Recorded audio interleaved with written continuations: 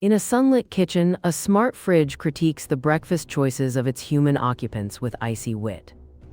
The ice maker negotiates coffee votes, while the yogurt drawer debates shelf space with last week's mystery leftovers.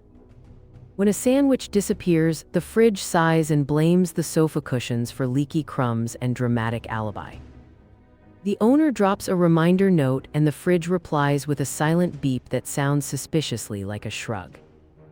By the end, the kitchen learns nothing and everything is deliciously ordinary again, rebooted by morning sunlight and recycled punchlines.